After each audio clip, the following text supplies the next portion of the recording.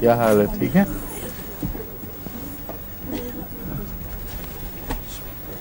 Doctor साहब क्या हाल है आपका? अल्हम्दुलिल्लाह। आपकी होम्योपैथिक कैसी चल रही है? शुरू हो गई कि नहीं अभी? हुई है कभी कभी हुजूर। असल में प्रॉब्लम ये भी है कि कुछ केमिस्ट लोकल जो हैं जी, हाँ हाँ। वो रखते नहीं हैं होम्योपैथी दवाइयाँ। अच्छा, तो कुछ दिन लग जाते हैं, 1-2 दिन को लेते लेते। नेल्सन को लिखें तो फौरन मिल जाती है जी, वो एक अरेंज कर देते हैं जी, लेकिन वो उनका एक एजेंट भी है यहाँ विंबलडन में कहीं, जी, नेल्सन का।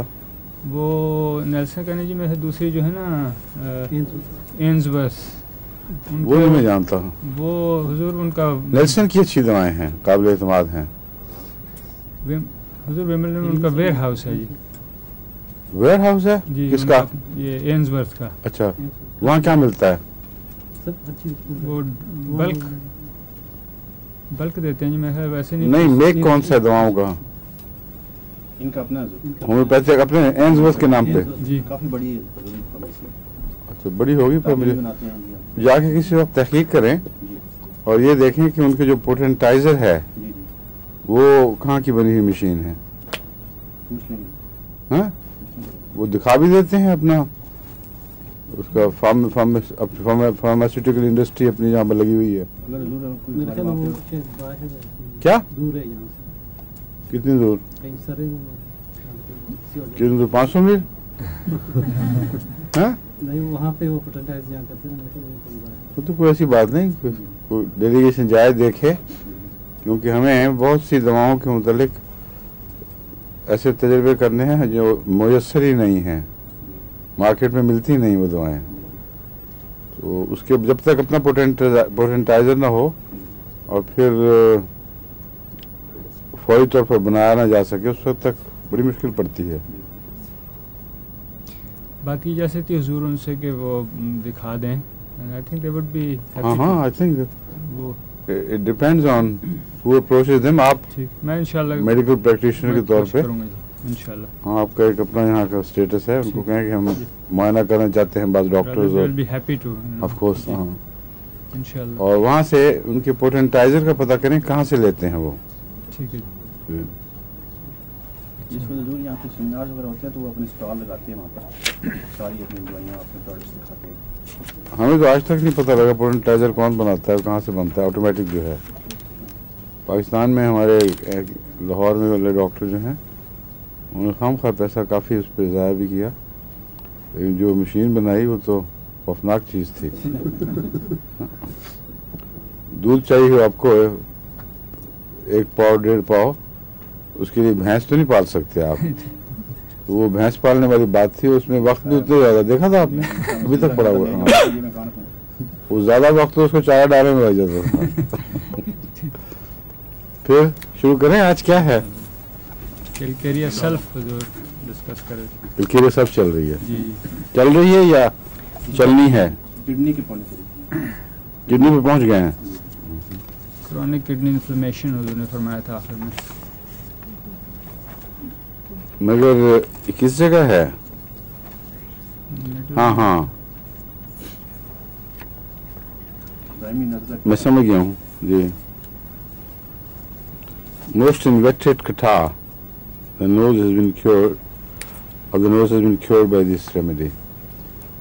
बहुत सख्त किस्म का ज़िद्दी नज़ला भी इससे ठीक हुआ है, लेकिन ज़िद्दी नज़ले तो बहुत सी दवाओं में पाए जाते हैं, इसलिए मुय्यन तौर पर नहीं कहा जा सकता। ग्रेफाइट्स का भी बड़ा ज़िद्दी नज़ला होता है, कैलकेरिया कार्ब का भी ज़िद्दी नज़ला, इसमें कार्बोनियम सल्फ में भी क्रॉनिक नज़ले बहुत सी दवाओं में हैं। इसलिए दरअसल क्रॉनिक नज़ले की पहचान क्रॉनिक नज़ला नहीं बल्कि दूसरी इलामतें हैं।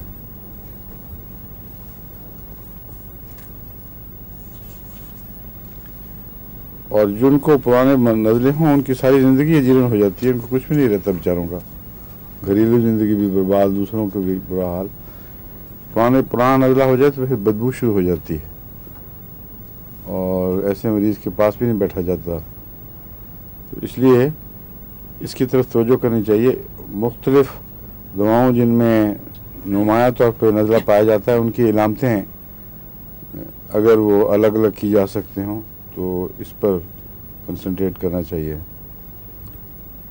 इसमें मसलन सोराइनम में भी क्रॉनिक नज़ला पाया जाता है बहुत, लेकिन उसकी बदबू एक नुमाया चीज़ है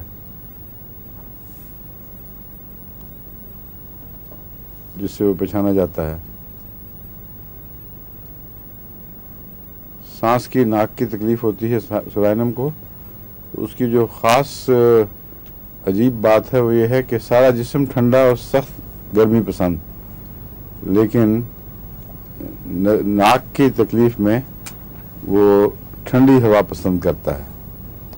हालांकि ठंडी हवा का दुश्मन होता है वो मरीज़। तो बाज़ अजीब और गरीब इलामतें जो मिलती हैं ना, उनसे आपको दवाओं की पहचान आसान हो जाती है। लेकिन अभी देखते हैं, इसमें चोकिंग कहते हैं, इसमें बहुत ज़्यादा है और इस दवा का ख़ास हिस्सा है, जैसे हेपेसल्फ में भी चोकिंग बहुत पाई जाती है। ये चोकिंग कहाँ की है बताइए? हाँ, गले में किस नाली? दो नालियाँ हैं, खाने की नाली है, हवा की नाली है, किसकी है? हवा की नाली में होनी चाहिए। अगर हवा की नाली में ज़्यादा चोकिंग तकलीफ दे सकती है। नहीं, दूसरी भी नालियों में होती है। बाज़ों को सॉलिड फूड डाइजेस्ट नहीं कर सकते और चोक कर जाता है। बाज़ों को लिक्विड से एलर्जी है या खौफ होता है, वो नहीं कर सकते। जैसे कि हाइड्रोफोबिनम में जो कुत्ते के कांटे का मरीज़ है, वो पानी और किसी किस्म का लिक्विड भी बर्दाश्त नहीं कर सकता, इसलिए हाइड्रोफोबिनम उन मरीजों को देते हैं जो लिक्विड बर्दाश्त नहीं कर सकते। तो चोकिंग इसोफेगस की भी होती है और ट्रैकिया की भी होती है, और ये जो फेरिंग्स कहलाते हैं वो, हाँ, फेरिंग्स की भी होती है। इसलिए इसमें फेरिंग्स की ज़्यादा है चोकिंग। जिस चोकिंग कहा गया है ना, तो मुराद है फेरिंग्स की चोकिंग, क्योंकि खांसी के नज़ले के बाद मुस्तकिल खराश रह जाती है बाकी, और वो फिर रफ्ता रफ्ता इतनी हसास हो जाती है कि मामूली सी हवा से या बोलने की कोशिश से चोकिंग हो जाती है। इसलिए इस चोकिंग को ख़ास तौर पर पेश नज़र रखना चाहिए। हैपर में भी बहुत है और किलकेरिया सल्फ में भी। इसमें चूंकि नाक के साथ रेस्पिरेटरी ट्रैक्ट इन्फेक्शन, तो इसलिए लेरिंक्स उसके साथ कनेक्शन होते हैं, तो जिसका क्रॉनिक नज़ला होगा उसके ज़्यादा इम्कान आते हैं। किडनी का मैं आपको बता चुका हूँ कि क्रॉनिक इन्फ्लेमेशन ऑफ किडनी में जो बहुत ही मुश्किल मर्ज है, इसमें किलकेरिया सल्फ बहुत अच्छा काम करता है अगर बाकी तशखीस दुरुस्त हो। यानी बाज़ दफ़ा तुक लगानी पड़ती है, इसमें कोई हरज नहीं है, मजबूरी होती है। बाज़ मरीजों की इलामतों में आपस में कोई फ़र्क होता ही नहीं, ख़ास सिर्फ किडनी की तकलीफ है, बाकी इलामतों में कोई नुमाया बात किसी और मरज़ की नहीं पाई, किसी और दवा की नहीं पाई जाती। तो आप उस वक्त मिजाज की दवा ढूंढते रहेंगे, तो इतने में वो क्या कहते हैं, तातराक़ ज़राक़ उर्द शवद मारगजीदा मुर्द शवद, कि जब तक इराक से तरियाक आएगा उस तक जिसको सांप ने काटा वो मर चुका होगा। तो इसलिए बसा औक़ात एक होम्योपैथ के पास वक्त ही नहीं होता, उस वक्त उसको अपनी उस जहानत से काम लेना पड़ता है जो तजर्बे से पैदा होती है।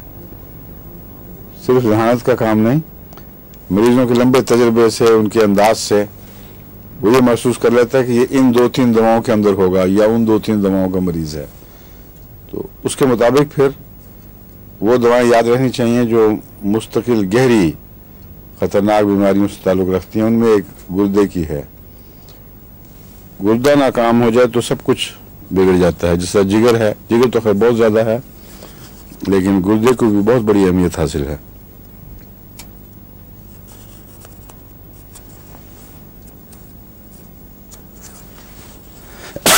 मर्दाना तकलीफ़ों में भी इस दवा को एक बड़ा दखल है।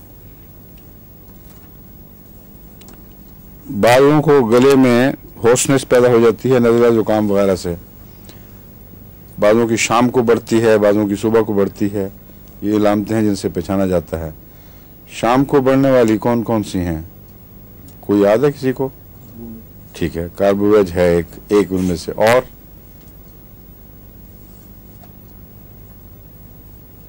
फास्फोरस, और सुबह कौन सी ज्यादा होती है? ठीक है, इसमें मुस्तकिल होर्सनेस है, यानी बालों की आवाज ही बैठ जाती है, खिस खिस खिस खिस करके आवाज निकलती है। और लंबी तकलीफों के नतीजे में जब ये कैफियत एक दायमी कैफियत बन जाए, उस वक्त इस दवा को भी ज़ेर नज़र रखना चाहिए।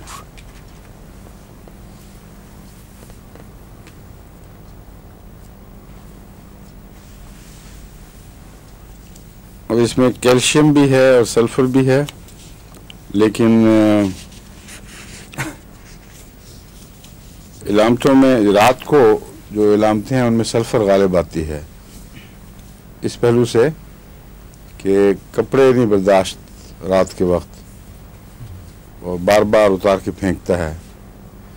लेकिन पल्स्टिल्ला और सल्फर और कार्बोनियम सल्फ में, कैलकेरिया सल्फ में इस आदत में फ़र्क क्या है, ये देखेंगे तो फिर पता चलेगा कि कौन सा किस चीज़ का मरीज़ है। पल्स्टिल्ला में तो या पाँव जलेंगे या हाथ जलेंगे, सारा जिस्म इकट्ठा गर्म नहीं महसूस होता उस वक्त, या सर की तरफ ही जोश होगा जैसा कि बेलाडोना में होता है। और सल्फर में भी हाथ, पाँव और सर की चोटी, ये कम्बिनेशन बड़ा नुमाया है। इसमें किसी एक जगह गर्मी नहीं बैठती, ना हाथ पर, ना पाँव पे, ना सर की चोटी पे, सारा जिस्म को कपड़े से घबराहट होती है। गर्म कपड़ा ओढ़ने से, हाँ मौसम ठंडा भी हो तब भी बिस्तर की गर्मी बर्दाश्त नहीं होती।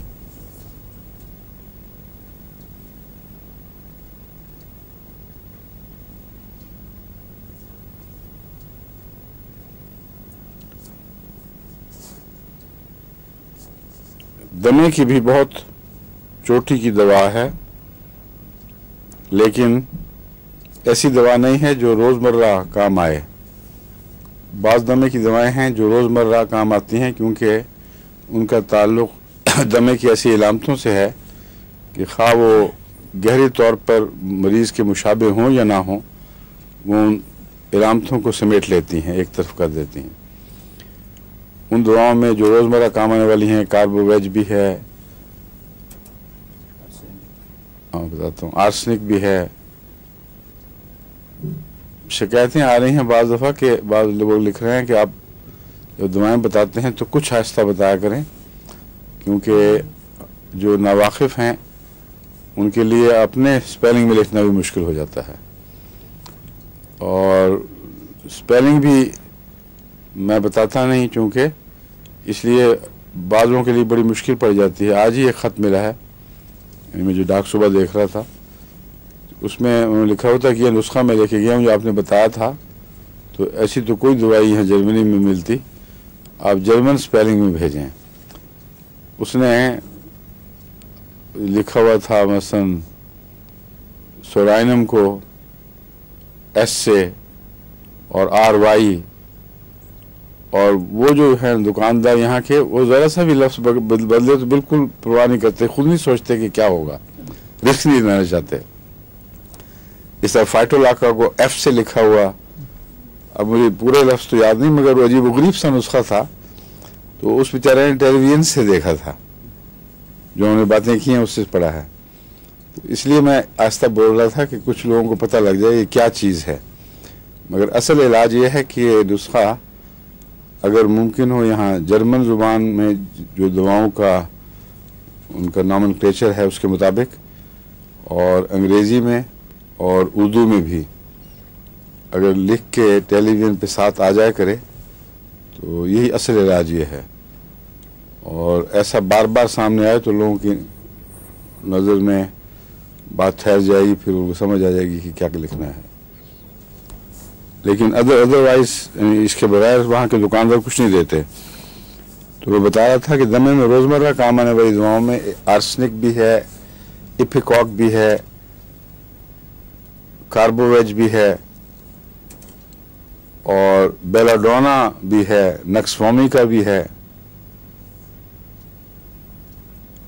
NUX नक्स फुल स्टॉप, वोमिका VOM, अगर फुल स्टॉप डाल दें तो ये मुखफ़फ़ की अलामत है। तो पूरा लंबा नाम ही लिखना है तो छोटा लिखकर आगे फुल स्टॉप डाल दें तो जो केमिस्ट है वो फौरन समझ जाएगा। Nux vomica VOM। अब रस्टॉक्स है RHUS और PTOX फुल स्टॉप, क्योंकि असल इसका नाम है रस्टॉक्सिकोडेंड्रॉन। तो इतना लंबा नाम कौन याद रखे। इस तरह बहुत से नाम ऐसे हैं। अब मर्क्यूरियस सोलुबलिस, ये लंबा नाम कौन याद रखेगा। तो मर्कसॉल कहते हैं इसको, इसलिए MERC और SOL। तो ये जो तरीक़ेकार है दवाएं लिखने का और उनके नाम पढ़ने का, मेरा ख्याल है इस पर भी अगर कोई क्लास हो जाए पूरी और मुख्तलिफ बड़ी बड़ी दवाएं जो हम पढ़ा चुके हैं उनको बाकायदा कंप्यूटर से पहले, यहाँ ज़रूरत नहीं बोर्ड की, लेकिन कंप्यूटर में वो वही दाखिल कर सकता है, इनको वो दाखिल कर ले और फिर हम हर दवा के मुतालिक तफसील से बताएं ये नाम में इस तरह पढ़ा जाता है। और सबसे अच्छा तरीक़ा ये है दूसरे मुल्कों में कि बजाय इसके कि लिख कर नुस्खा दें, अब ज़ुबानी बोलें उसका नाम, वो फिर समझ जाएगा। लेकिन अगर लिख के आपने गलत स्पेलिंग कर दें तो फिर वो नहीं समझते। तो जर्मन जमात को ज़्यादा मुश्किल पेश आती है। वहाँ हमारे कुछ ऐसे भी हैं जिनको ना अंग्रेज़ी ना जर्मनी कोई ज़ुबान भी नहीं आती। जर्मनी को जर्मन कहते हैं और जर्मन को जर्मनी कह देते हैं। तो ये भी नहीं पता कि जर्मन ज़ुबान है और जर्मनी मुल्क है। तो उनके लिए, बेचारों के लिए, जो बाज़ बड़ी उम्र की औरतें आई हैं, मेरी मुराद वो है, उनको अब उनके लिए बहुत देर हो चुकी है, वो लेट हो गया उनके लिए ज़ुबानें सीखना, मगर ज़रूरत उनको पड़ती है, बीमारियां उनको होती हैं। तो इसलिए असूल यही है, कुछ तो हम कोशिश करेंगे कि सब दवाएं तफसील से समझा दी जाएं। दूसरा ये कि वो बोल के बताया करें ये दवाई चाहिए, कागज़ अपने हाथ में रखें और बोल के बताएं और अपनी ज़ुबान में तलफ़्फ़ुज़ लिख लें। बस सबसे अहम बात यह है। जब मैं आर्सेनिक कहता हूँ तो हर शख्स अपनी ज़ुबान में लिख सकता है, जो भी उसकी ज़ुबान है, तलफ़्फ़ुज़ यही है, जब वो पढ़े तो ठीक पढ़े। तो कौन कौन सी दवाएं हैं? आर्सेनिक, बेलाडोना, नक्सवोमिका और इपिकॉक और नक्सवोमिका हो गई और कार्बोवेज। आर्सेनिक क्या हो गई? आर्सेनिक ये 5 फरमाइश। हाँ, ये दवाएं हैं जो अमूमन काम आने वाली हैं। अगर गर्मी से ज़्यादा बढ़े तो फिर बेलाडोना काम नहीं आएगी, बल्कि मैग्नीशिया फॉस काम आएगी, क्योंकि मैगफॉस का तशन्नुज गर्मी से आराम पाता है और सर्दी से बढ़ता है। बेलाडोना का तशन्नुज गर्मी से बढ़ता है और सर्दी से आराम पाता है।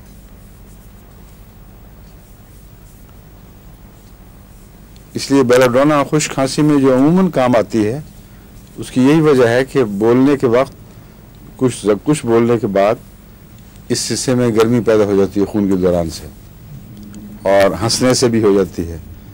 तो उस वक्त बेलाडोना अगर खाया जाए तो वो उसको कंट्रोल में रखता है। एक दफ़ा मुझे काफ़ी बहुत बोलना पड़ा था, जुमे पे जा रहा था, तो यही तकलीफ, मुझे ख़तरा पैदा हुआ कि जुमा सही पढ़ाया भी जाएगा कि नहीं। तो जाते जाते मैंने बेलाडोना 200 की खुराक खाई और सारा जुमा आराम से निकल गया। वो जो दबाव पड़ता था ना खून का, वो फ़ौरन रुक गया। तो बहुत मुफीद दवाएं हैं और बहुत ज़ूद असर हैं अगर हिकमत से इस्तेमाल की जाएं।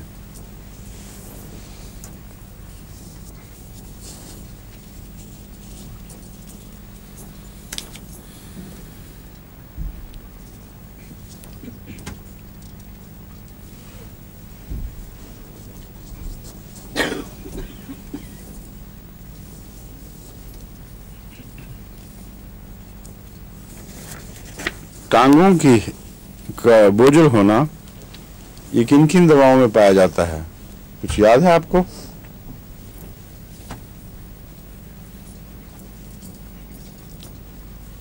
मेरी किसी और को जी? कार्बोवेज में और कैलकेरिया कार्ब में बहुत नुमाया है, और आर्निका में भी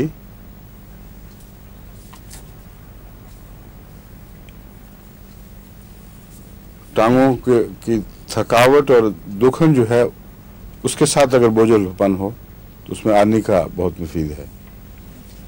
लेकिन कैलकेरिया सल्फ में भी ये एक नुमाया अलामत है। कैलकेरिया सल्फ का मरीज अमूमन बोझल टांगों वाला होता है, उसको मुश्किल पड़ती है। लेकिन इसकी एक और अलामत मैंने बताई थी जो टांगों से ताल्लुक रखती है, वो क्या थी? चलने के बाद हैं? चलने से आराम नहीं, इसमें खड़ा होना मुश्किल, क्योंकि सल्फर की इलामत में है खड़ा होना मुश्किल। और दूसरे ब्राउनिया के में है कि वो चले तो तकलीफ होती है लेकिन ठहरने से आराम आता है। इसमें चलने से शुरू में तकलीफ नहीं होती, लेकिन कुछ देर चलने के बाद, ब्राउनिया में कुछ देर चलने के बाद बावजूद इसके कि चलने से तकलीफ होती है कुछ रिलीफ मिल जाता है। लेकिन इसमें चलने के बाद सारा बदन दुखन से भर जाता है और फिर वो काफ़ी देर तक इसी तरह रहती है। तो इस ऐसे मरीज के लिए खड़ा होना भी मुश्किल और चलना भी मुश्किल, और चलने के साथ साथ दर्द बढ़ती और जमा होने लगती है।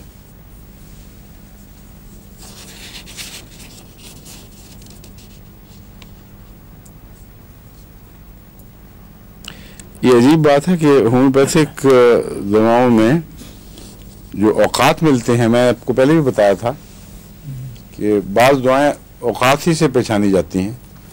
अब मलेरिया में औकात को बहुत बड़ी अहमियत है, क्योंकि मलेरिया की अलामतें तकरीबन एक जैसी होती हैं। सब में सर्दी, सब में कांप के बुखार चढ़ेगा, बुखार उतरेगा तो अक्सर पसीना आता है। तो किस दवा को मैं अब यानी इन अलामतों से कौन सी दवा ढूंढेंगे? इसलिए ज़्यादातर इन्हिसार मलेरिया में औकात पर किया जाता है या जनरलाइजेशन है। जो जनरलाइजेशन है उसमें आर्निका प्रिवेंटिव के तौर पर भी, और बुखार हो चुका हो तो उसके दौरान जब उतरा हो उस वक्त भी देने से बहुत फ़ायदेमंद है। आर्निका 1000 में मैंने इस्तेमाल करवाया है और अल्लाह के फजल से उसके बहुत ही अच्छे नताइज निकलते हैं। मैंने इनको भी लिखवाया था मुबल्लिगीन को अफ्रीका के, तो आर्निका मुस्तकिल अपने इस्तेमाल में रखें। और आर्सेनिक 1000 में बुखार दूसरा बुखार चढ़ने से पहले दे दिया जाए तो बहुत मुफीद है। आर्सेनिक को छोटी पोटेंसी में मैंने इतना फ़ायदेमंद नहीं देखा। मैं बहुत पहले 30 में भी बहुत इस्तेमाल किया करता था, वो ख़ास फ़ायदा नहीं देता था। लेकिन 1000 में बहुत जल्दी असर दिखाता है। और बच्चों के बुखारों में जिनको सर्दी लग गई हो, आर्सेनिक 1000 खुराक के फल से, एक ही खुराक से वो बुखार वहीं बैठ जाता है, उसको यानी उसमें कॉम्प्लिकेशन पैदा होती नहीं। क्यों सलीम, दोनों को इस्तेमाल किए हैं? फिर क्या नतीजा निकला? हाँ हाँ, देखिए सुलसत सलीम घबराया हुआ आया था कि मैं दूसरों को दवाइयाँ क्या दूँ, मेरे घर से SOS आ गया है। होश उड़े हुए थे इसके और उस वक्त फिर याद नहीं आती दवाई, हालांकि इतने लोगों को दे दी। मैं आर्सेनिक देते हो लोगों को, खुद को नहीं देते। 1000 दी, रात सुबह तक बुखार ख़त्म था बिल्कुल। और भी बहुत से आजकल तो अक्सर बच्चे जो यहाँ आए हैं उनको आर्सेनिक 1000 बस सिर्फ एक दफ़ा, वो अलग फिर से बुखार को आगे बढ़ने नहीं देती। तो ये कोई ऐसी चीज़ नहीं है जो हर मौसम में ज़रूर काम करे। इसमें और कई दवाएं आपको मिलेंगी जो बुखार उतारने के लिए फ़ौरन काम आती हैं, लेकिन जिस किस्म का वायरस किसी मौसम में चल रहा हो, वहाँ जो दवा एक दफ़ा कामयाब हो वो इल्ला माशाअल्लाह सब मरीजों पर फिर काम आती है, वो उस एपिडेमिक की दवा बन जाती है। तो आजकल मैंने देखा है कि आर्सेनिक इंग्लिस्तान के बुखारों में जो अचानक आते हैं, पहले अलामतें भी नहीं ज़ाहिर होती, इसीलिए मुझे पहले आर्सेनिक का ख्याल आया था, वरना मैं पहले दूसरी दवाएं जो गले की खराबी की इन्फेक्शन दूर करने वाली दिया करता था कि कोई अलामत नहीं बताते थे। अचानक बुखार हुआ, रात को हुआ, तो इसने मेरी तवज्जो आर्सेनिक की तरफ फेरी और अल्लाह के फजल से वो बिल्कुल तीर बहदफ काम करता है। तो मलेरिया में भी आर्सेनिक को बहुत बड़ी अहमियत है, लेकिन ऊंची ताकत छोटी से बेहतर है। और मलेरिया में कौन कौन सी दवाएं, चाइना है और बहुत सी दवाएं हैं, मगर उनके औकात से पहचाना जाता है। सुबह 9 बजे अगर बुखार चढ़े तो उसको अमूमन नेट्रोम्योर फ़ायदा देती है, और अगर रात को 11 बजे चढ़े तो फिर कौन सी होगी? हाँ नहीं, 11 बजे की कौन सी दवा है? हैं? नहीं, रात शाम को सोने से पहले, घंटा पहले। क्या? ब्राउनिया? वो आपके साथ तो वही बात हुई है जो या मेरे साथ जो एक दफा पठान से हुई थी। एक वो लड़ाई हो रही थी, फसाद हो रहे थे, हिंदू मुस्लिम वगैरह चल रहे थे ना उस पुराने ज़माने में। तो उसने एक हिंदू को पकड़ लिया, उसको कहा कि कलमा पढ़ो वरना मैं अभी कत्ल करता हूँ। पहले तो उसने काफ़ी मिन्नतें की कि बस करो, मुझसे रहने दो, ना पढ़वाओ। तो उसने कहा सवाल ही नहीं, मैं कलमा पढ़ो वरना जान गई। उसने कहा अच्छा फिर बाबा पढ़ा दो। मैं शुक्र करो खान को भी कलमा नहीं आता। क्या? नहीं, आर्सेनिक नहीं, वो दवाई बेरियम या बिस्मत, इस किस्म की कोई दवाई है, इत्तेफाक से मेरे जहन में फिर रही है और याद नहीं आ रही, मैं देख के बताऊंगा। ये ब्रोमियम है, सॉरी याद आ गया,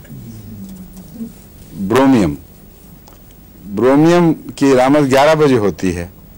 और ब्रोमियम की और कोई खास बात है?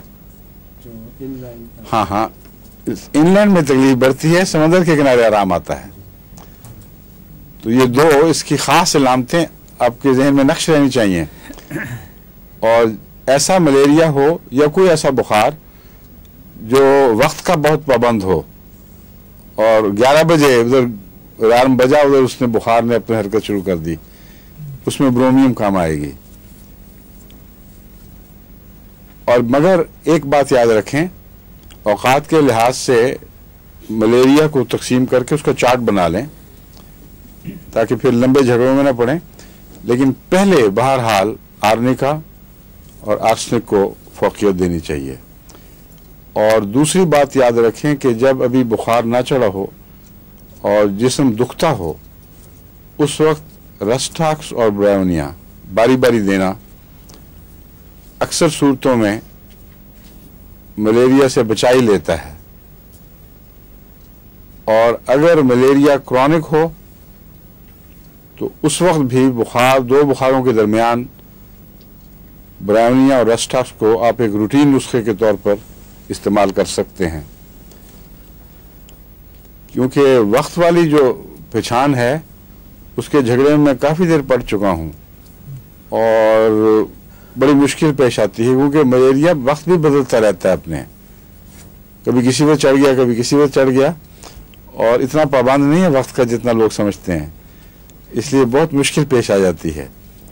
वो दवाएं जो तजुर्बे में आ जाएं उसी को इंसान एतमाद से दे सकता है, और उनमें ये दवाएं जो मैं बता रहा हूँ ये मेरे तजुर्बे में है। नेट्रोम्योर बहुत अच्छी दवा है सुबह के बुखार में, लेकिन कभी चढ़ते बुखार में नहीं देनी। बाकी मलेरिया में भी ये एहतियात लाजिम है कि मलेरिया में अगर चढ़ते बुखार में दें तो बाज़ दफ़ा एग्रेवेशन इतनी सख्त हो जाती है कि मरीज के मरने का ख़तरा पैदा हो जाता है और काम भी नहीं फिर करती। अगर वेट करके झाड़ झूड़ के जिस्म को फिर छोड़ देगी, फिर बुखार हो जाएगा। लेकिन उतरते हुए बुखार में जब आखिरी दमों पर हो, उस वक्त दें दवा और फिर अगले बुखार से पहले पहले जारी रखें। इलामत इस बात की इलामत कि दवा अच्छी है, काम कर रही है, या तो ये है कि अगला बुखार आएगा ही नहीं, या ये कि वो वक्त बदलेगा और पीछे चला जाएगा। अगर उसने 9 बजे आना था तो वो 1 बजे 2 बजे आएगा और उसका हमला पहले हमले से यकीनन कम होगा, और या फिर वक्त से बहुत पहले आकर अभी एक बुखार उतरा, दरमियान में अपनी दवाई शुरू कर दी, फिर चढ़ गया, एकदम आकर हैरान कर देता है। बाज़ दफ़ा लोग घबरा जाते हैं कि ये हमने क्या दिया, लेकिन उस वक्त दवा बंद कर देनी चाहिए जब बुखार आ जाए। फिर वो टूटेगा, निस्बतन जल्दी टूटेगा, निस्बतन कम तकलीफ दे होगा। फिर दवा दें तो फिर खुदा के फल से अगला बुखार नहीं आएगा। तो मलेरिया की हैंडलिंग, यानी उसको मलेरिया को इन दवाओं से संभालना बहुत मुश्किल काम है, और मगर एक दफ़ा तजर्बा हो जाए तो बहुत सहूलत पैदा हो जाती है, कोई मुश्किल नज़र नहीं आती। पता कैसे चलेगा मलेरिया बुखार है? ये बड़ा मुश्किल का सवाल है। मलेरिया का ये नहीं, आपने तो सादगी में पूछा है, मैंने कह दिया मजाक में, लेकिन मजाक की बात नहीं, वाकईतन बड़ा मुश्किल सवाल है। क्योंकि एलोपैथिक डॉक्टर्स बास अपने लेक्चर्स में ये कहा करते थे, और हमारे एमडी डॉक्टर जो बने हुए बात सीनियर, उन्होंने मुझे सुनाया कि हमारे ज़माने में डॉ मेडिकल कॉलेज और किंग्स एडवर्ड्स मेडिकल कॉलेज में एक अंग्रेज़ प्रोफेसर था जो माहिर था मलेरिया का। वो अपने लेक्चर में कहा करता था कि मलेरिया सवाए हामिला औरत के हर दूसरी चीज़ की नकल कर सकता है, इतना बदलता है अपना भेस कि कभी इस शक्ल में आएगा, कभी टाइफाइड लगेगा, कभी कुछ और लगेगा, और नज़ले जुकाम वाली इलामतें भी ज़ाहिर कर लेता है, जगह जगह बैठता है, रूमेटिज्म का बुखार भी बन जाता है मलेरिया। तो इसकी पहचान वैसे मुश्किल है, लेकिन जो दवाएं मैंने आपको बताई हैं ये इसकी पहचान बन जाती हैं। अगर आर्निका दें और आर्सेनिक दें और रस्टॉक्स और ब्रानिया और फ़ायदा हो तो पक्की बात है कि था मलेरिया, वो भाग गया, निकल गया। और अगर इनसे काबू में ना आए तो एक फ़ायदा ज़रूर हो जाता है होम्योपैथिक से कि उसकी असल शनाख्त लौट आती है, और फिर आपके लिए पहचान मुश्किल नहीं। मलेरिया की बुनियादी इलामत क्या है? सख्त सर्दी, तेज़ बुखार, मथली, उल्टी वगैरह, सर दर्द, ये सब कुछ बुखार में होता है। फिर बुखार टूटना शुरू होता है और पसीना आकर कुछ देर के लिए आराम आ जाता है, और उस वक्त लगता है मेरी तबीयत बिल्कुल ठीक हो गई है। इसको कहते हैं इंटरमिटेंट फीवर, यानी ऐसा बुखार जो 2 हमलों के दरमियान बदन को बिल्कुल छोड़ देता है।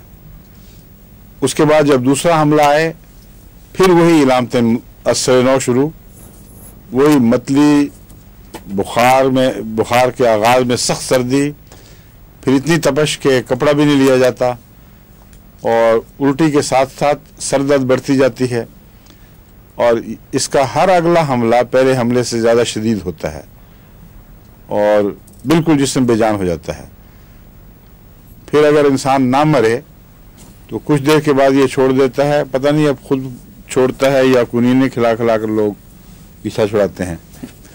मगर वो जो मॉडर्न दवाएं हैं, रेसोचीन वगैरह और नेवरक्विन वगैरह, ये सारी बद असर रखती हैं। ये तो मेरे तजुर्बे में है। इनसे बाज़ दफ़ा तो सख्त किस्म की एलर्जी पैदा होती है जिल्द में, बाज़ दफ़ा गुर्दों पर बुरा असर पड़ जाता है। मुख्तलिफ दवाओं में आजकल लिटरेचर में लिखने भी लग गए हैं वो कि इसका साइड इफ़ेक्ट ये होगा, इसका ये होगा। तो वो तरीक़े इलाज इस लिहाज से तो अहम है कि मरते हुए मरीज़ के लिए वो लाजिम हो जाता है।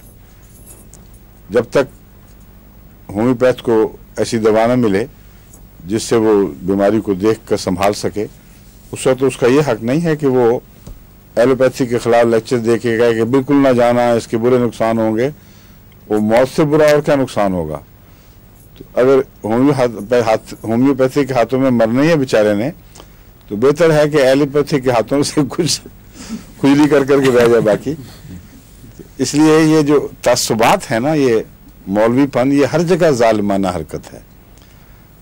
वाक़यात को लेना चाहिए। किसी से अगर कोई चीज़ काबू नहीं आती तो ना कह दे मरीज को कि तुम्हें बस के नहीं रहे, खुदा के लिए कहीं और जाओ।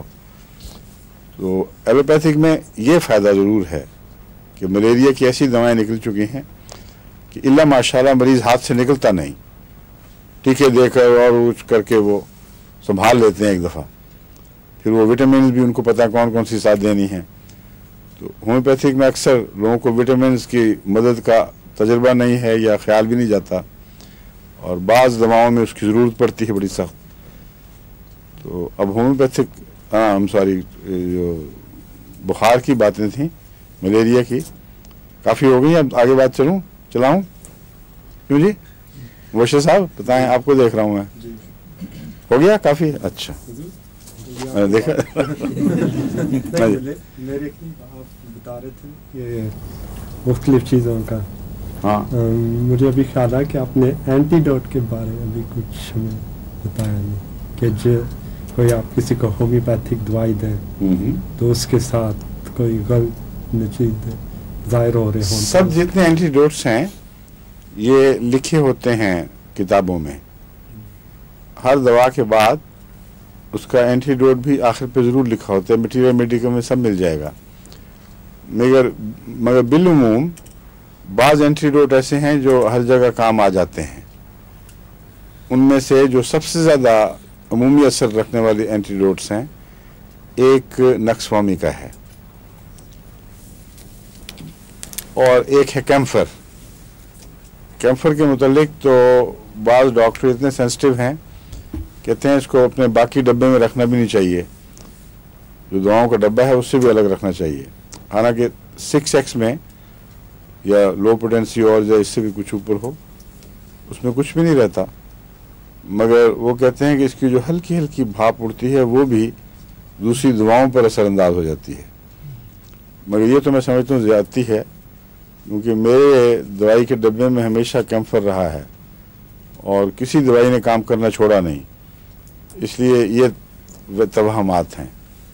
लेकिन ये दुरुस्त है कि बसा औकात एक मरीज़ का इलाज शुरू किया और उस दवा ने असर किया और फिर छोड़ दिया, और कुछ समझ नहीं आती थी और दवाएं दी फिर भी असर नहीं हुआ, तो पता चला कि उसका उस फितने की जड़ विक्स है। क्योंकि एक ज़माना था जब विक्स बहुत पॉपुलर होती थी। वैजलीन में उन्होंने कैम्फर मिलाया हुआ है और एक दो और चीज़ें भी मिलाई होंगी, लेकिन बुनियादी चीज़ कैम्फर है। और हर बच्चे को ज़रा सा नज़ला हो या दमा होने लगे, कुछ भी हो, नाक में रगड़ दिया, इधर उधर विक्स लगा दी, और वो हर होम्योपैथिक की दवा के असर को ख़त्म कर देती है। क्योंकि कैम्फर सबसे बड़ा एंटीडोट है, और कैम्फर इसमें एंटीडोट नहीं है होम्योपैथिक दवा की शक्ल में इतना, जितना असल की शक्ल में है। इसलिए अगर वो पोटेंटाइज हो जाए तो इस तरह वो एंटीडोट नहीं करेगा, लेकिन लो पोटेंसी में एंटीडोट का काम करता है। इसलिए अगर एंटीडोट के तौर पर रखना है तो 1X 2X में रखें, या फिर असल कैम्फर तो खैर बहुत तेज चीज़ है, वो तो देना ही नहीं चाहिए मरीज को। और कौन से किस चीज़ के एंटीडोट्स हैं? क्यों जी? हैं? किस चीज़ का जी? सल्फर और बात है। सल्फर में एक ख़ास बात यह है कि अगर होम्योपैथिक ज़्यादा इस्तेमाल की गई हो और वो इलामतें मिलजुल गई हों, तो सल्फर देने से वो इलामतें खुलकर अपने अपने मकाम पर टिक जाती हैं, और ऐसे मरीज़ की इलामतों की पहचान आसान हो जाती है। दूसरी सल्फर की खूबी यह है कि अगर एक दवा दी जाए और वो असर छोड़ दे और इंसानी जिस्म इनर्ट हो जाए, दवाओं के मुकाबले के लिए जागे नहीं, हालांकि नॉर्मली जागना चाहिए, तो सल्फ़र उसमें बहुत मुफीद काम करती है। इस हद तक मुफीद है कि उसमें ये भी नहीं देखा जाता कि सल्फ़र जिस दवा के बाद दी जा रही है उसका बिल्कुल बरक्स तो नहीं कहीं। मसलन सिलीशिया है, सिलीशिया मैं जब इस्तेमाल कराता हूँ बच्चों को तो कई दफ़ा थोड़ी देर के बाद वो असर कमज़ोर पड़ता है।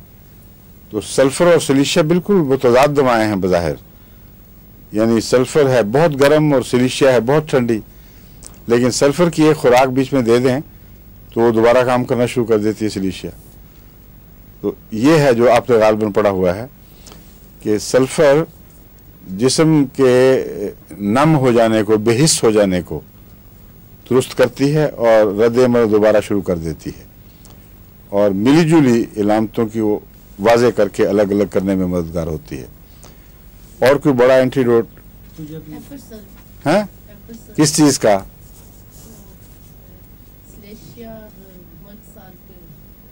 वो तो बीच में आती है। एंटीडोट किस चीज़ का है? एंटीडोट से मुराद है तरियाक। एक दवा का क्या तरियाक है? शहद की मक्खी के कांटे का मैंने बताया था आपको, हैं? क्या आपको अच्छा वाला बताया था और भूल गए और किसी को काट गया यहाँ कुछ, तो अब क्या क्या करें? किताब पकड़ने के लिए दौड़ेंगी, घर जाके नोट्स देखेंगी, पार्कों में जाते हैं वहाँ शहद की मक्खी काट जाती है। हो सकता है आपने छोटा सा अपना होम्योपैथी की बुकची भी उठाई हो।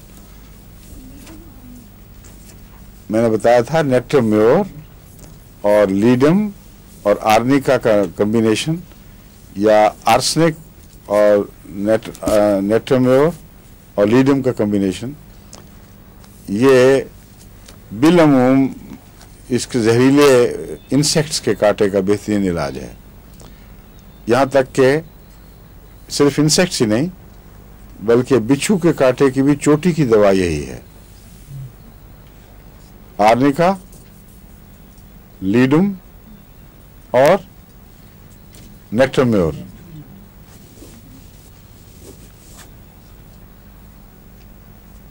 और शहद की मक्खी के कांटे का वैसे कौन सा एंटीडोट है? वो है कार्बोलिक एसिड। एपिस का तो कार्बोलिक एसिड है, एसिड कार्ब, समझे? तो अब आपको किस किस का एंटीडोट बताऊं? असूल यही है कि जिस दवा के ऊपर आपको कुछ अबूर हासिल हो उसके किताब में देखेंगे तो आखिर पर एंटीडोट्स और मुमिद, मुआविन और मुखालिफ ये सब कुछ जिक्र होते हैं। तो वो उसको ख़ास तौर पर ज़हन नशीन कर लिया करें। किस चीज़ का? वैक्सीनेशन। वो ठीक है, वैक्सीनेशन जो कराते हैं ना ख़ास तौर पर चेचक की, अब तो उड़ी गई है वो, अब तो उसकी होती नहीं। थूजा का ख़ास ताल्लुक उस वैक्सीनेशन से है, हर वैक्सीनेशन से नहीं है। चेचक के जो टीके लगाया करते थे उसके जो रद्द-ए-अमल पैदा हो जाता था उसमें थूजा कहते हैं मुफीद है। और अब तो वो चेचक दुनिया से गायब ही हो गई है। बाकी टीकों में तो मुझे पता नहीं कि फ़ायदा देती है कि नहीं। क्यों जी? अच्छा, आपने तजुर्बा किया क्या? वैक्सीनेशन का कहते हैं? नहीं, मगर मुझे तो नहीं हुआ कभी। एक दफ़ा जब हम अफ्रीका जा रहे थे तो उस वक्त इन्होंने बताया कि लाजमी है फलां टीके लगवाने, तो उसमें सिवाय आर्निका के कोई चीज़ काम नहीं आई। हमारे बच्चों को, बीबी को भी लगे, मुझे भी लगे और उन टीकों का रद्द-ए-अमल हुआ। फिर मैंने आर्निका जब ऊंची ताकत में खाई तो उससे फ़ौरन फ़ायदा हुआ, क्योंकि जो इलामतें ज़ाहिर होती हैं उसमें बिल्कुल मलेरिया के आगाज़ की इलामतें होती हैं। बदन टूट रहा है और सारा जोड़ जोड़ दुखता है, तबीयत बदमज़ा, कै की तरफ माइल, तो आर्निका उसमें काम आया है। मगर आर्निका बतौर एंटीडोट के कहीं नहीं लिखा हुआ।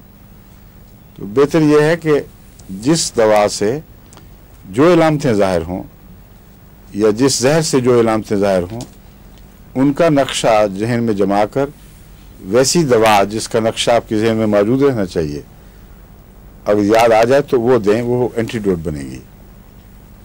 ठीक है? एंटीडोट इसी तरह इजाद हुए हैं। जिन लोगों ने भी एंटीडोट की बात की है, उन्होंने किसी मौके के ऊपर देखा कि ये इलामतें ज़ाहिर हो गई, उसकी दवाई दी। अगर पता हो कि फ़लाँ जहर से ये इलामतें ज़ाहिर हुई हैं और फिर उससे मिलता जुलता जहर जहन में आए और काम कर जाए, तो इल्ला माशाअल्लाह वो हमेशा करेगा फिर। लेकिन ये मालूम होना ज़रूरी है कि फ़लाँ इलामतें फ़लाँ चीज़ से ज़ाहिर हुई थी। एक और बात, ये जो आसाब की उज़लात की कमज़ोरी है अमूमी सारे बदन में, इसमें मेरे तजुर्बे में ये बात आई है कि जो इन्फ्लुएंजिनम दवा बहुत मुफीद है। इन्फ्लुएंजिनम जहर में ये बात दाखिल है, इन्फ्लुएंजा के जहर में, कि सारे बदन की ताकत निकाल देता है, यहाँ तक कि दिल पर भी, दिल के मसल जहाँ जहाँ भी मसल्स हैं उनको कमज़ोर करता है। इसलिए इन्फ्लुएंजा के मरीज़ को अमूमन पहले ज़माने में तो डॉक्टर ख़ास तौर पर ताकीद किया करते थे कि तुम अच्छे भी हो जाओ तो आराम ज़रूर करना है, क्योंकि एकदम हरकत से सारे उज़लात पर ज़ोर पड़ता है और इसका जहर उनमें कमज़ोरी पैदा करता है। तो मैंने ये तजर्बतन बाज़ ऐसे मरीज़ों पर जिनके जिस्म में जान नहीं थी, उनको इस्तेमाल करा के देखी है और अल्लाह ताला के फज़ल से काफ़ी फ़र्क पड़ता है। और एक मौके पर इन्फ्लुएंजा के बाद मैंने ख़ुद खा के देखी कि देखें क्या होता है, तो देखते देखते जिस्म में दोबारा जान आ गई और स्प्रिंगीनेस होती है ना जो मसल्स में, वो वापस आ जाती है। तो इन्फ्लुएंजिनम खुद इन्फ्लुएंजा के बदअसरात का एंटीडोट बन जाती है। ये मैं इसलिए बता रहा हूँ आपको, एक किस्म का एंटीडोट है मगर खुद अपने बदअसरात का एंटीडोट भी है। आमतौर पर ऐसा नहीं होता, आमतौर पर इसको कहते हैं होम्योपैथी की बजाय क्या कहते हैं, आइसोपैथी, आइसोपैथी। आइसोपैथी का मतलब है जिस दवा या जहर ने कोई चीज़ पैदा की है उसी दवा या जहर की बहुत ऊंची ताकत देकर उस मरज़ का मुकाबला किया जाए, इसका नाम है आइसोपैथी। अगर मरज़ जिस्म पर काबिज हो जाए तो फिर आइसोपैथी काम नहीं देती इल्ला माशाअल्लाह। लेकिन अगर पहले दी जाए तो वो वैक्सीनेशन का काम दे जाती है। इसलिए होम्योपैथी में जो आइसोपैथी का इस्तेमाल है वो वैक्सीनेशन के तौर पर है, मरज़ के इलाज के तौर पर नहीं है। इसीलिए हम भी जब इन्फ्लुएंजा फैला हो तो इन्फ्लुएंजिनम देते हैं ताकि चंद दिन पहले अगर दी जाए तो उस दौर में इन्फ्लुएंजा से या तो इंसान बीमारी नहीं होगा या होगा तो निस्बतन कम होगा। ये है अमूमी असूल। लेकिन इन्फ्लुएंजिनम के इस्तेमाल में मैंने देखा है कि बुखार इन्फ्लुएंजा के दौरान भी बहुत काम करती है और नज़ले के दौरान भी नुमाया काम करती है, और उनके साथ पैदा होने वाली जो उज़लाती कमज़ोरियाँ हैं उन पर बहुत असरअंदाज होती है। बाकी इलामतों में कोई नुमाया तौर पर मुझे दिखाई नहीं दिया। मसलन खांसी में काम नहीं इतनी आएगी, उसके लिए दूसरी दवाएं हैं जो मिलती जुलती आपको पहचाननी पड़ेंगी। लेकिन जो बेजान हो जाता है मरीज़, बिस्तर पे लग जाता है, उसका बेहतरीन इलाज है।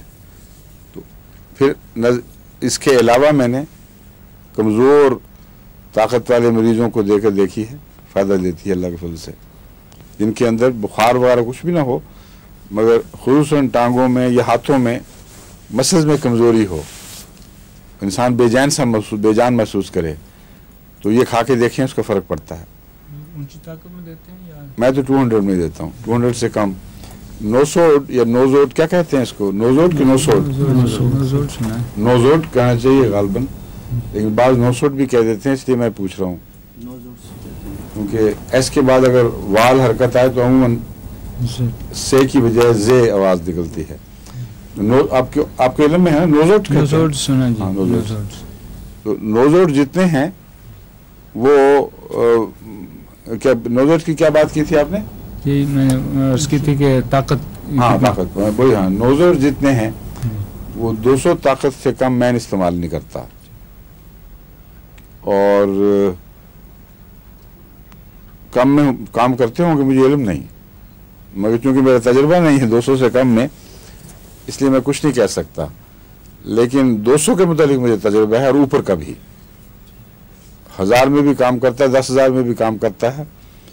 नीचे चूंकि वो दवा ऐसी है जो बीमारी के गंदे मादे से बनी होती है, इसलिए मेरी तबीयत में इनकबास था कि छोटी ताकत में दी जाए। अब सुराइनम है, वो जो जल्दी अमराज जो इंतहाई गंदी किस्म की हों, कोर टाइप की, सारे बदन के ऊपर जो गंद निकलता है, उससे दवा बनी हुई है। अब उसको लो पोटेंसी में कौन देगा? वो 200 में तो यकीनी बात हो जाती है कि नामुमकिन है कि उसका एक एटम भी उसके अंदर मौजूद रहे। कुल्लियतन वो दवा असल जहर से पाक हो चुकी होती है, और लाखों करोड़ों दफा पाक हो चुकी होती है, यानी इतना ज्यादा आगे निकल गई है। तो इसलिए मेरे जहन में यही था कि नोजोड्स को जरा ऊंची ताकत में रखा जाए तो पाक साफ दवा बने, और फायदा हमेशा हुआ है अल्लाह के फजल से। प्रिवेंटिव के तौर पर भी देखा मैंने, ये काम करती है, समझे? तो नोजोड्स को प्रिवेंटिव या प्रोफिलेक्टिक इसको कहते हैं, बीमारियों के दिफा के तौर पर, हिफ्ज़ मा तक़द्दुम के तौर पर, बीमारी के हमले से पहले इस्तेमाल किया जाए तो नोजोड्स बहुत मुफीद होते हैं। या फिर दूसरी सूरत में बीमारी हटने के बाद उसके बद असरात में इस्तेमाल किया जाए, और उसमें भी नोजोड्स बहुत मुफीद हैं। लेकिन उस बीमारी में जिसका वो नोजोड है, वो नोजोड देना कोई ख़ास फ़ायदा नहीं देता, और सिवाय इसके कि किसी के तजर्बे में कोई अलग इस्तिस्नाई बात हो। मेरे तजर्बे में ये आया है कि उस वक्त वो फ़ायदा नहीं देता। लेकिन एक और इस्तिस्ना है इसमें, वो क्या है? बहुत नुमाया इस्तिस्ना है। टाइफाइड में टाइफाइडिनम और पायरोजिनम मिलाकर बहुत गैर मामूली असर दिखाने वाली दवा बन जाती है।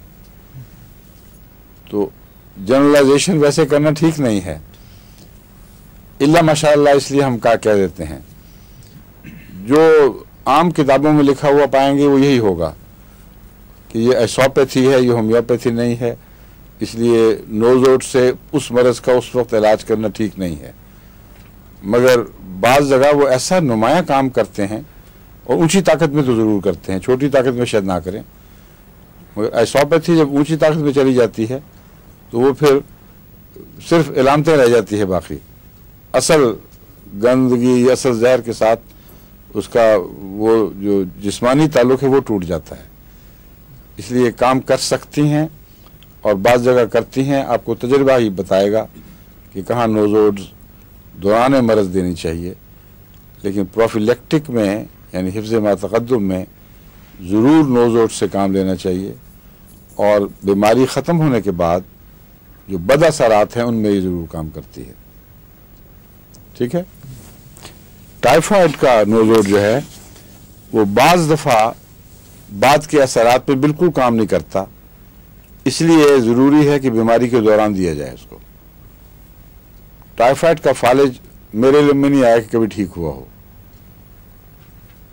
पोलियो का हो जाता है लेकिन टाइफाइड का नहीं होता, और मम्स का फालिज भी ठीक नहीं होता।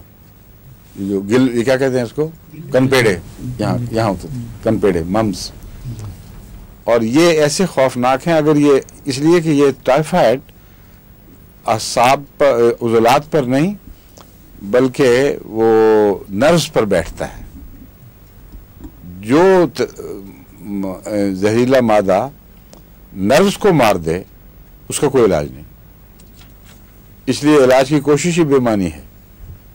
उसके इर्द गिर्द के असरात को कम करने के लिए उसको मददगार दवाएं देना तो ठीक है, लेकिन ये ख्याल कि टाइफाइड ने अंधा कर दिया है किसी को, वो आप होम्योपैथी से ठीक कर लेंगे या टाइफाइडिनम दे के ठीक, ही गलत है।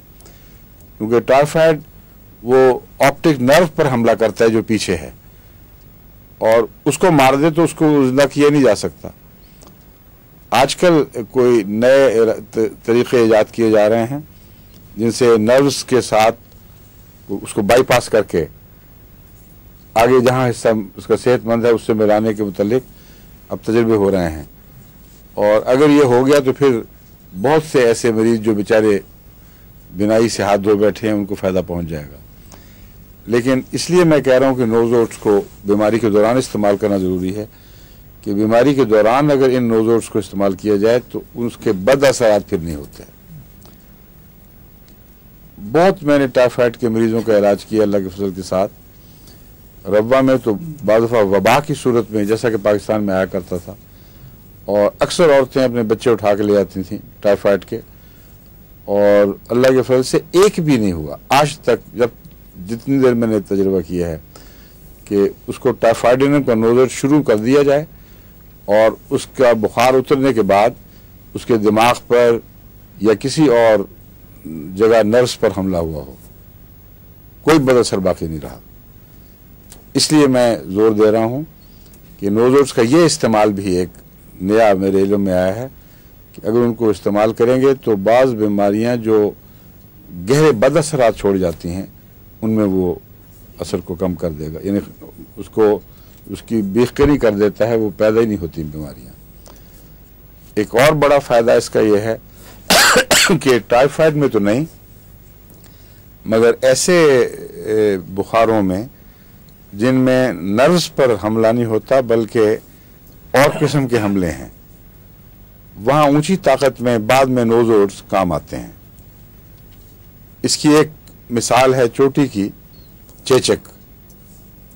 चेचक और चेचक से मिलती जुलती बीमारियों के जो जिस्म पर गड़े पड़ जाते हैं जिल्द पर, और बाद ऐसे खौफनाक और मकरूह शक्ल के बन जाते हैं कि उससे उनको खुद भी घिन आती है, वो शीशा नहीं देख सकते बेचारे, और लोग भी शराफत और हया की वजह से नज़र नहीं फेरते, वरना नज़र वहाँ ठहरती नहीं।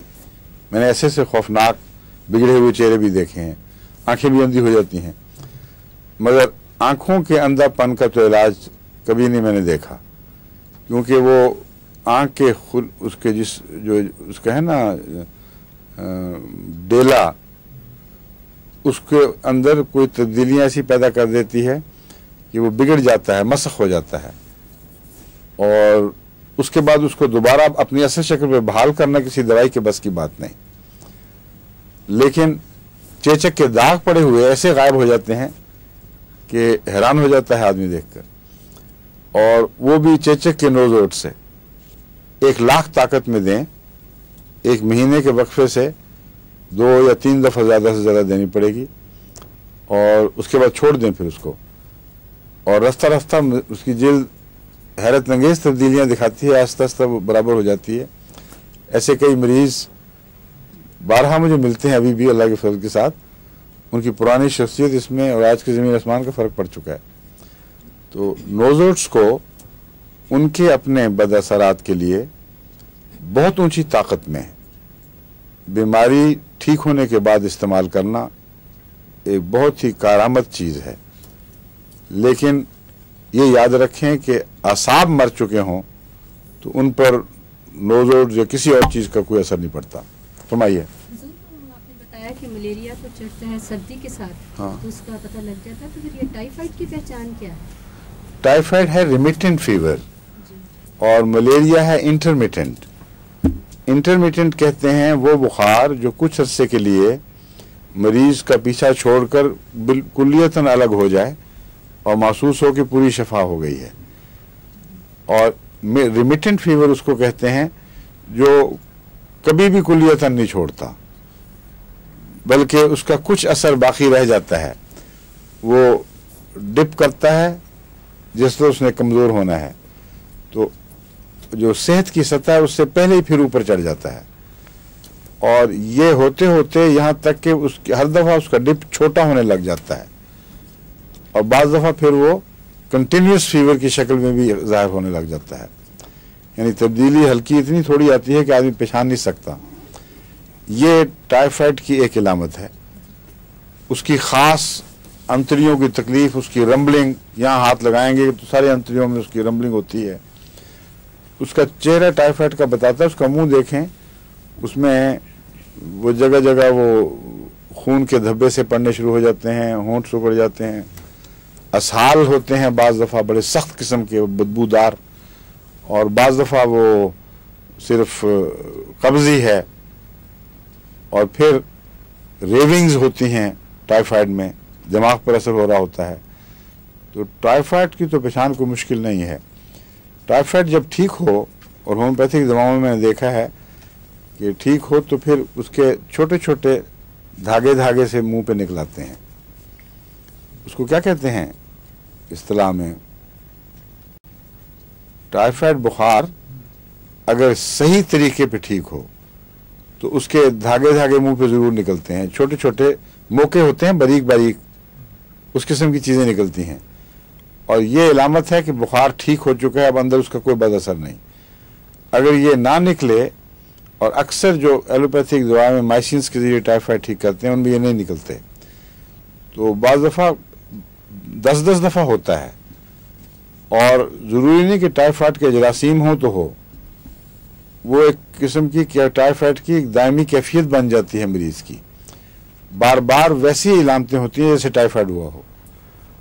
उस मौके पर अगर आप टाइफाइडिनम और पायरोजिनम वाला नुस्खा देंगे तो बुखार चढ़ेगा बाकायदा, ठीक होगा, खुद ही अपना सर्कल पूरा नहीं करेगा, और आखिर पर उसके चेहरे पर वो इलामतें ज़ाहिर हो जाएंगी।